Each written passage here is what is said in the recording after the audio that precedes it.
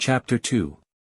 I crashed into one of the surrounding mountains, completely beset in complete agony as my body warped and tore itself apart, with only my high-speed regeneration keeping me alive as my heart and other organs were pulped by my bones, shattering like fragmentary grenades within my body.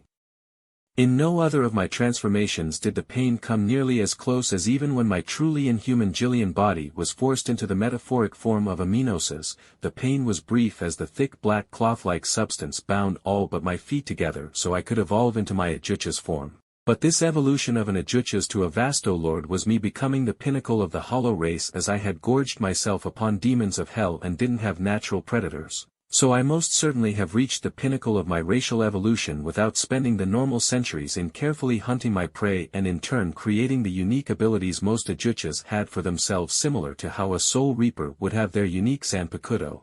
I merely had the basics and advanced techniques all hollows learned down to instincts, as you only needed to have a claw almost gore you before you learned quickly to keep your hero up at all times, let alone the other techniques that could keep you from getting hit, to begin with. The agony of my transformation went on for what felt like weeks. As I arrived inside the cave, I smashed into one of the mountains I had been hunting within, but finally, the pain began to abate, and I was able to crawl deeper into the cave I made to seek shelter from any demons or monsters of the land that may attempt to take advantage of my weakness. Finally, I am almost human again. I couldn't help but cry as I looked into a ruddy pool of muddy water I took in my new appearance, as my hollow mask had evaporated off my face, leaving it bare, with the only signs of its previous existence being a crown atop my made out of the hardened bones of a hollow's mask. Thank God I don't need to protect my mask so extremely now, I muttered in relief, as for the whole time I was feeding upon demons I was terrified my mask would get broken and I would be stuck as one of the hollow forms.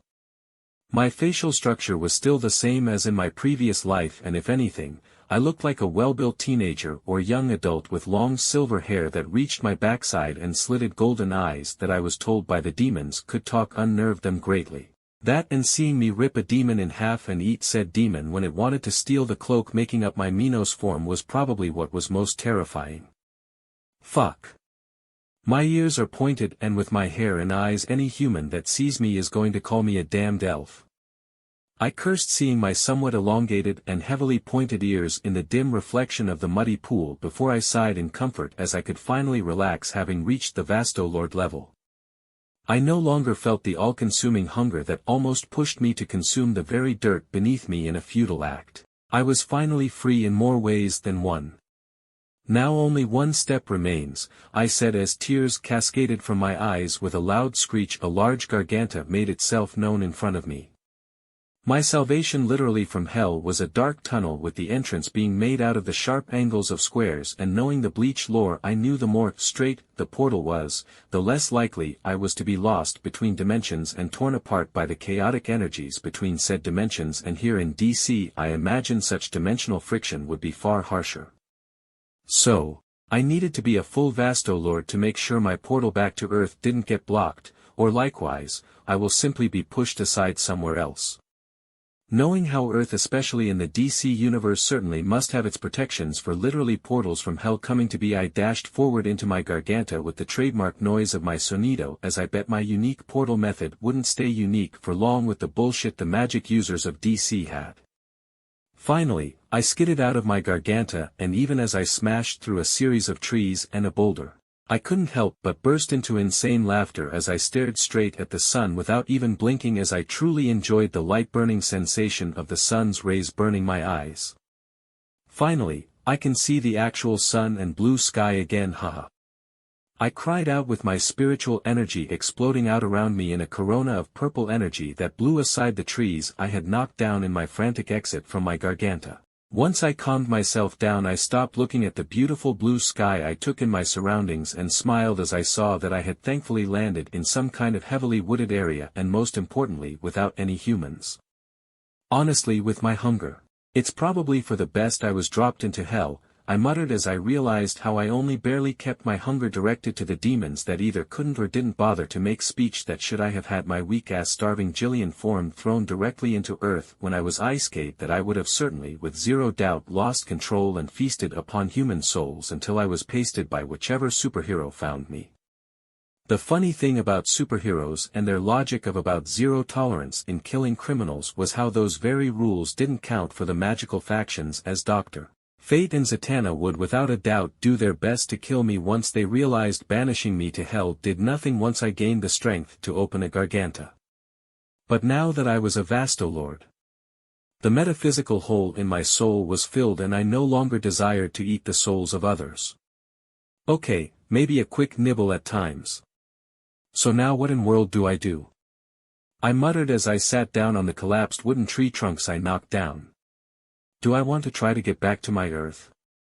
No, that's a fool's dream, as this DC universe already has infinite peril worlds, so even if I could break out of the DC section of this omniverse, what if I just land in Marvel?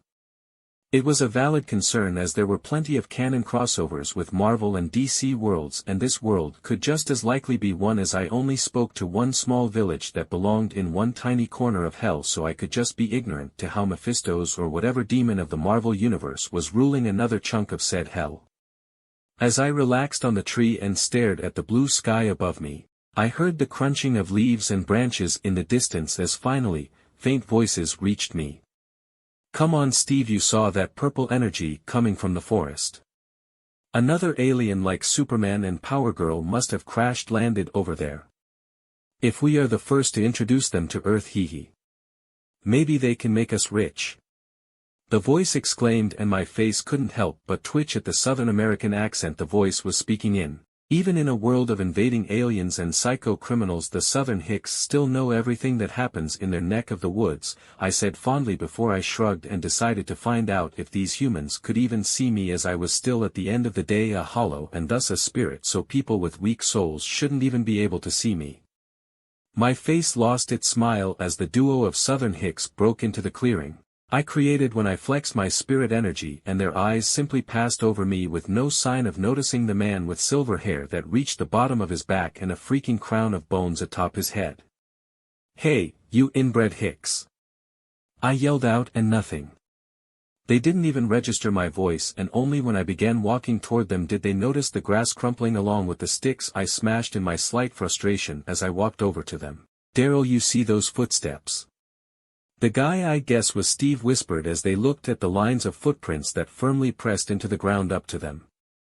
For a moment I considered doing charades or something to get them to answer some question by writing on the ground or even tracing my finger on his hand or something, but I shook my head with my heart firming as I looked to the sky, and the two men cried out in shock as the sound of the sound barrier being shredded as I used sonido rang out as I launched myself into the sky to see the surroundings. In the far distance, I could see a telephone tower, and knowing that people and other signs of life wouldn't be far, I began sprinting through the air through the use of sonidos that would launch me several hundred meters forward each second.